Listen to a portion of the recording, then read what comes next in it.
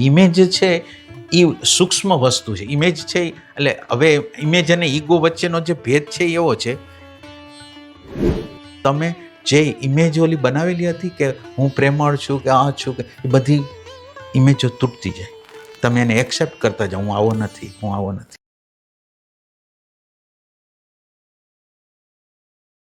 નમસ્તે મિત્રો, આજે આપણે એક આધ્યાત્મિક ઇન્ટરવ્યૂ કરવા જઈ રહ્યા છીએ અને આપણા જે ગેસ્ટ છે એ રાજકોટ સ્થિત છે અને એમનું નામ છે શ્રી વિનુભાઈ જોશી, કે જેઓ એકદમ ઇન્ક્વાયરીના ફોર્મથી, એટલે જેને કહેવાય કે કોઈ માન્યતા વગર પોતાના અનુભવથી, પોતાની ઇન્ક્વાયરીથી જે અનુભવ લેવાનો છે આપણે આધ્યાત્મિક આંતરિક યાત્રાનો, એ વિશે તેઓ દર રવિવારે તેમને ત્યાં ધ્યાન અને તેમનું જે પ્રવચન છે હોય છે અને ખાસ કરીને પ્રશ્નોત્તરી હોય છે. જે કોઈ સાધકોના પ્રશ્નો હોય આધ્યાત્મિક, તેમના ઉપર તેઓ માર્ગદર્શન આપતા હોય છે. તો આજે આપણે વિનુભાઈ જોશી સાથે આધ્યાત્મિક સત્સંગ કરીશું અને અલગ અલગ પ્રશ્નો પર વાતચીત કરીશું. નમસ્તે વિનુભાઈ, આપનું સ્પીક બિંદાસમાં ખૂબ ખૂબ સ્વાગત છે. વાત કરી ઇમેજની, હવે એ થોડું વિશેષ સમજવું છે એટલા માટે કે અત્યારે આપણે આમ તમે જે વાત કરતા હતા ત્યારે હું સાંભળતો હતો એટલે મને ખ્યાલ આવ્યો કે આપણે બધા પોતપોતાની ઇમેજમાં જીવી રહ્યા છીએ. અને મને એવું ઇમેજની સાથે સંકળાયેલું દેખાણું એ છે અહંકાર. એટલે મારો જે અહંકાર છે એના પ્રમાણે મારી ઇમેજ બની છે. એટલે એ પ્રમાણે જો મારી સાથે ઘટના નથી ઘટતી તો મને તકલીફ થાય છે, અને એ પ્રમાણે ઘટના ઘટે છે તો મને મારો અહંકાર સંતોષાય છે. તો અહંકાર અને ઇમેજ આ બેનો જે સંબંધ છે અને એટલે બે અલગ છે. બે અલગ છે. હા, બે અલગ છે. ઈગો અલગ છે, ઇમેજ અલગ છે. ઓકે, એટલે આપણે એને સમજવાની ટ્રાય કરી. હા ના, એટલે પેલા આના મૂળથી ખાસ હા હું તમને મૂળથી ટ્રાય કરી. અને થોડોક હું તમને વચ્ચે રોકું છું, એટલે હું કારણ કે આધ્યાત્મિક યાત્રા ઉપર જે હોય છે સાધકો જે પોતાને કહેતા હોય છે એમાં એમ ક્યારેક આપણે વિશેષ અહંકાર દેખાતો હોય છે, કારણ કે જે કંઈ બહારનું જ્ઞાનને લેવાઈ ગયું હોય તો એ પ્રદર્શિત થતું હોય ને એમાં હકીકતે શાંતિ હોવી જોઈએ નહીં, એટલે વાદ વિવાદ આપણે વિશેષ જોવા મળે છે. તો આ પણ તમારી પાસે થોડું સમજવું છે. હા. એટલે પહેલી વસ્તુ આપણે ઇમેજની વાત કરી ને પહેલા આપણે બ્રેઇન સેલ અને માઇન્ડને સમજી લઈ. બ્રેઇન સેલ અને માઇન્ડ એટલે આ ઇમેજની રમત ત્યાંથી હાલે છે. આપણા જે બ્રેઇન સેલ છે ને, એ બ્રેઇન સેલ બહારથી જે શબ્દ સ્પર્શ રૂપ રસ ગંધ જે છે ને એ આપણા જ્ઞાનતંતુ મારફત મેસેજ માઇન્ડ આગળ લઈ જાય છે. આપણા બ્રેઇન સેલ માઇન્ડ આગળ મેસેજ લઈ જાય છે. અચ્છા, બ્રેઇન સેલ છે એ કોઈ બીજી લેંગ્વેજ જાણતું નથી. બ્રેઇન સેલ છે બીજી, માનો કે બ્રેઇન સેલ આગળ તમારે કામ કરાવવું છે તો એ લેંગ્વેજ ખાલી ઇમેજની જાણે છે. તમે જે ઇમેજ બનાવો છો ને એ ઇમેજ થ્રુ એ બ્રેઇન સેલ હવે વર્ક કરશે. એટલે એને કામ કરવાનું તો ઇમેજથી જ છે. બ્રેઇન સેલ જે કામ કરશે એ ઇમેજથી કામ કરશે, એને બીજી કોઈ લેંગ્વેજ આવડતી નથી. તમે જે ઇમેજ બનાવી છે ને એ ઇમેજ દ્વારા એ કાર્યરત છે. એટલે આ ઇમેજ છે એ સૂક્ષ્મ વસ્તુ છે. ઇમેજ છે એટલે હવે ઇમેજ અને ઈગો વચ્ચેનો જે ભેદ છે એ એવો છે, ઈગો છે ને એ વાસ્તવિક છે. એટલે દાખલા તરીકે હું સંગીતકાર છું તો મને સંગીત આવડે છે, તો સંગીત આવડે છે તો એનો ઈગો વ્યાજબી છે.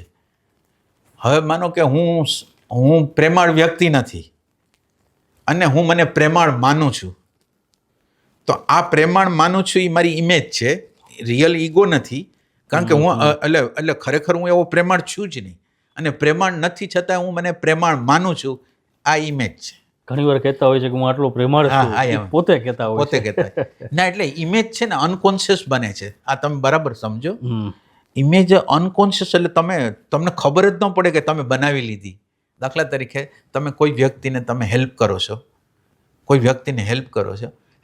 છો, તમને ખબર નથી, તમે તમારા ઘરના પણ વાઈફ હોય કે છોકરા હોય કે મા બાપ હોય એને મદદ કરતા હો તો પણ, અને બહારના લોકોને મદદ કરતા હો તો પણ તમારી અંદર ઇમેજ એક બની જાય છે કે હું આના માટે કંઈક કરું છું.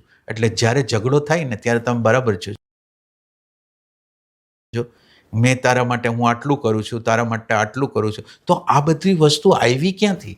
તો એક ઇમેજ બનાવી દીધી કે હું બહુ મહાન વ્યક્તિ છું ને હું ફેમિલી માટે તો મરી જાવ એવો વ્યક્તિ છું, એમ કરીને એ આપણે એક ઇમેજ બનાવેલી છે. એટલે આપણે ઇમેજ છે એ અનકોન્શિયસ બની જાય છે. હવે જો તમારી અંદર જો અવેરનેસનું તત્વ આવે, પ્રેઝન્ટ મોમેન્ટનું તત્વ આવે તો શું થાય? તમે જે ઇમેજ બનાવેલી છે ને એ તૂટવા માંડે. તમે જે ઇમેજ બનાવેલી છે ને તમને એમ લાગે હું પ્રેમાળ છું. હવે તમે આ તમારી હતી ને તમે એમ સમજો કે તમારા ઘરના તમને તમારો કોઈ આગ્રહ હતો એને હા ઉડાડી દીધો તો તમને અંદર ક્રોધ આવી ગયો. ક્રોધ આવ્યો એ તમે જોયો તમારી પ્રેઝન્ટ મોમેન્ટની અંદર, તમારી અવેરનેસની અંદર તમે જોયો. જ્યારે મને અનુકૂળ નથી આવતું ત્યારે તો મને ક્રોધ ઈર્ષા બધું આવી જાય છે. એટલે હવે તમે જે ઇમેજ ઓલી બનાવેલી હતી કે હું પ્રેમળ છું કે આ છું કે એ બધી ઇમેજો તૂટતી જાય. તમે એને એક્સેપ્ટ કરતા જાઓ, હું આવો નથી, હું આવો નથી, આવો નથી, મારી અંદર પ્રેમ નથી, મારી અંદર શાંતિ નથી, મારી અંદર આનંદ નથી. તો આ જે અન્ડરસ્ટેન્ડિંગ છે ને, અવેરનેસ છે, એ અન્ડરસ્ટેન્ડિંગ તમને આપશે કે આ યંત્ર આવું નથી, પ્રેમાળ નથી, શાંતિવાળું નથી, આનંદવાળું નથી, કરુણાવાળું નથી, એ એક્સપ્લોઇટેશન કરે એવું છે, એ દ્વેષીલું છે, ઈર્ષાવાળું છે, એવું તમને ખ્યાલ આવે. એટલે પછી જે આપણે જે અનકોન્શિયસની અંદર ઇમેજ બનતી હતી હવે તૂટવા માંડી. તમે જાગૃત અંદર થયા, તમારી અંદર પ્રેઝન્ટ મોમેન્ટ આવી, તમારી અંદર અવેરનેસ આવી, એટલે એ તૂટવા માંડ્યા. એ ટાઈપની વસ્તુ છે. એટલે અહંકાર છે એ એકચ્યુઅલ છે અને ઇમેજ છે એ તો હાવ ફોલ્સ છે જ નહીં, આપણામાં એ છે જ નહીં અને આપણે માની છે. એટલે અહંકાર પણ ક્યારેક ફોલ્સ હોઈ શકે? ના, અહંકાર ફોલ્સ હોય એટલે એને ઇમેજ કહેવાય. અચ્છા, અહંકાર ફોલ્સ હોય તો ઇમેજ કહેવાય. ઓકે, બરાબર એ છે. રીતે. કાંઈ અહંકાર છે ને કાંઈ ઇમેજ છે. હા, ઇમેજ છે. અહંકાર ને ઇમેજ બે ઓમાં અલગ અલગ. ઓલું એકચ્યુઅલ છે, ઓમાં તો કઈ સાર જ નથી, કઈ છે જ નહીં એમ. બરાબર છે. એ ટાઈપની વસ્તુ. એક કલ્પના છે. કલ્પના, ખાલી કલ્પના અને એ છે. ચેન્જ થતી અને રહે અને છે. બેહોશીમાં કરેલી કલ્પના, બેહોશીની માન્યતા છે, બેહોશીમાં લીધેલા નિર્ણયો અથવા માનેલું છે, એ ટાઈપની વસ્તુ છે. એટલે આનાથી તો કેટલી વિશાળતા આવી જાય કે તમે જીવો છો, ઇમેજમાં જીવો છો. ના, એટલે એનાથી જો પર થાવ તો કેટલી સરળતા આવી શકે એમ. ના, એ તો છે જ.